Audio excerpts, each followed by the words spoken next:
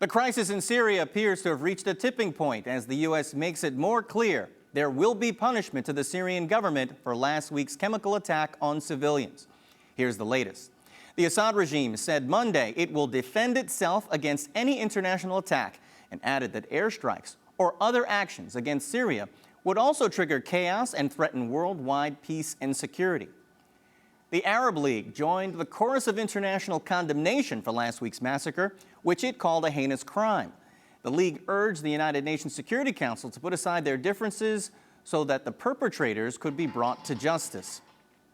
British Prime Minister David Cameron cut short his vacation and called back Parliament to consider the U.S. call for accountability.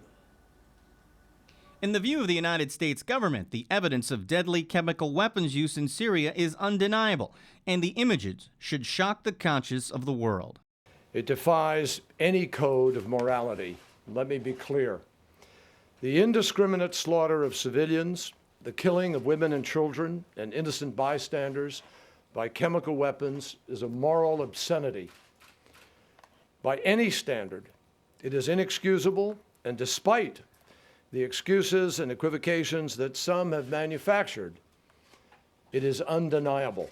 In the most forceful U.S. reaction yet to last Wednesday's massacre, Kerry accused the Syrian government of a deliberate cover-up. Our sense of basic humanity is offended not only by this cowardly crime, but also by the cynical attempt to cover it up. At every turn, the Syrian regime has failed to cooperate with the UN investigation, using it only to stall and to stymie the important effort to bring to light what happened in Damascus in the dead of night. Kerry's comments came after UN chemical weapons experts interviewed and took blood samples from surviving victims. The inspectors themselves survived sniper fire that hit their convoy. What is before us today is real, and it is compelling. So I also want to underscore that while investigators are gathering additional evidence on the ground, our understanding of what has already happened in Syria is grounded in facts, informed by conscience, and guided by common sense. U.S. forces, according to Defense Secretary Chuck Hagel, are now in a position to act on any orders from the president. But make no mistake, President Obama believes there must be accountability for those who would use the world's most heinous weapons against the world's most vulnerable people. While the images of last week have not changed American opinion, with 60% opposed to military intervention, U.S. credibility is seen to be increasingly on the line. Well, to help explain what options the U.S. has in responding to the chemical attack, or even whether the U.S. should intervene, our guests are international security scholar Anthony Cordesman of the Center for Strategic and International Studies and research fellow Benjamin Friedman of the Cato Institute. Thank you both for joining us today. Now first, gentlemen, based on your contacts and what you've heard, are you comfortable in saying that this attack was ordered by the Assad regime one day after UN chemical experts arrived in Syria? Mr. Cordesman, you first. I think the evidence certainly is strong enough to indicate that.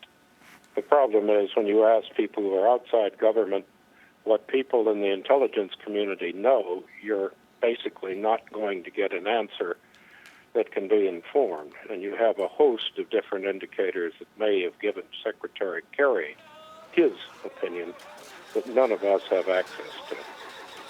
Mr. Friedman? I agree with what Anthony said. I don't have an independent ability to assess that intelligence. So I can only take what the government says and see if it sort of makes sense logically, which it does, but I really can't evaluate it myself. So let's talk then about the options, and can stay with you, Benjamin, if I may. What is in front of the U.S. in terms of its potpourri of choices for what it does now?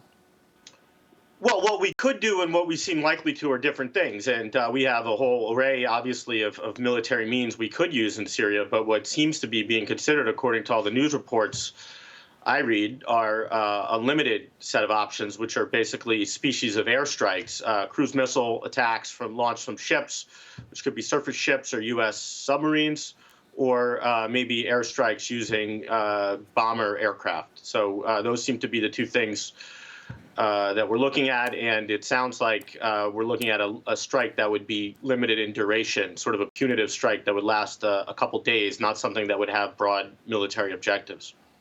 Mr. Cordesman, more than 100,000 people have been killed in this conflict over the last 2 years. Now it comes to the 355 who were attacked, at least in this particular instance, with the use of chemicals. Does it now demand that the Obama administration move forward with its threat with regards to this red line that's been crossed? There's no magic red line here, and not simply in terms of casualties. But at some point, when you get attacks on civilians, essentially efforts to really clear an area of military resistance by attacking its population in this way, it isn't simply a matter of chemical weapons, it's a matter of the target. The other problem is you can't separate the use of chemical weapons from the whole issue of the use of weapons of mass destruction. If you set the precedent here, the problem arises about biological and nuclear weapons. So there is a reason for the red line. The problem that I think all of us face is, does this red line really affect the outcome of the Civil War?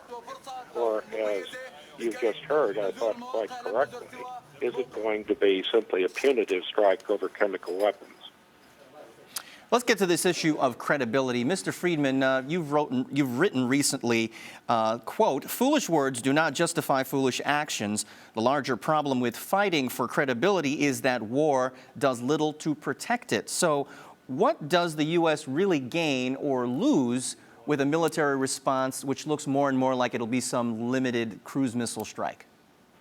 Well, the idea is to sort of enforce the president's word, and the fear is that if we let them cross a red line that the president was pretty explicit about, then our word, our credibility around the world will be harmed, and our allies will lose confidence in us, and our enemies will gain confidence to attack them, and so forth. But I don't really think that makes a great deal of sense. I think when you look at particular military conflicts or leaders, like Bashar Assad clinging to power, they're not really evaluating what the U.S. did in past crises. They're sort of interested in the balance of power on the ground and their own political objectives. And I don't think that really has much to do with these credibility concerns. I think it's a sort of narcissism that we think our own dialogue in Washington is what's driving decisions in Syria.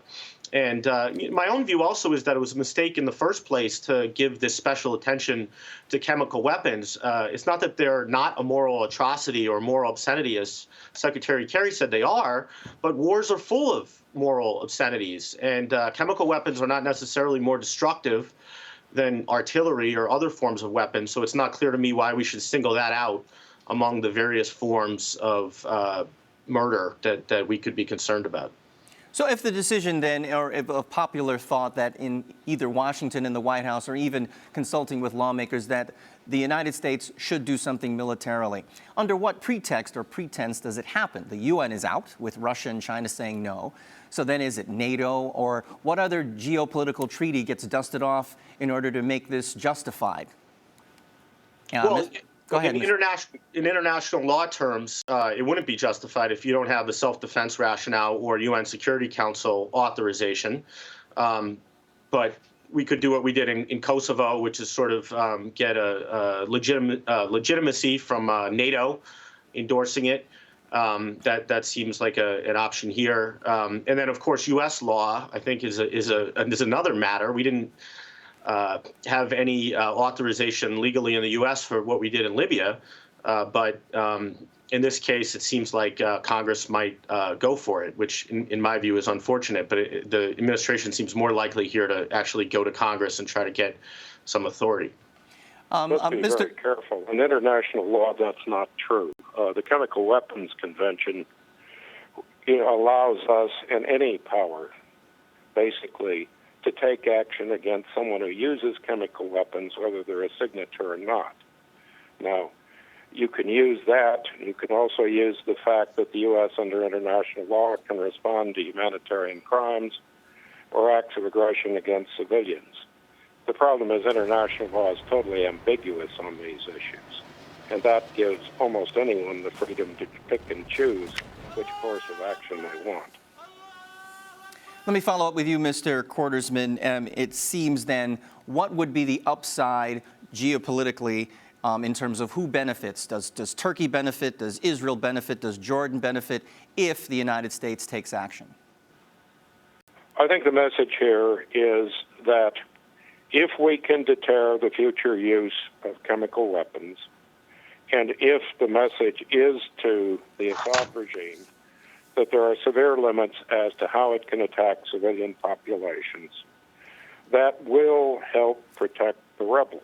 Now, it also will send the message throughout the region that the United States is willing to act if the situation escalates further. So it does impact on Jordan, on Turkey, Israel, and the other states involved. But the problem with any one of these decisions tied to a red line and a limited strike is it doesn't tell you where you're going in the future. And it's going to leave a whole host of questions about whether the United States is now going to take further action, like no-fly zones, arming the rebels, supporting its allies in the region. The problem is not simply what happens if these strikes are carried out, it's how it ends and how it affects the escalation of force afterwards. And I'm going to have to leave it there. Thank you very much, Anthony Cordesman, from the Center for Strategic and International Studies. As well, I'd like to thank research fellow Benjamin Friedman from the Cato Institute. Thank you both for joining us.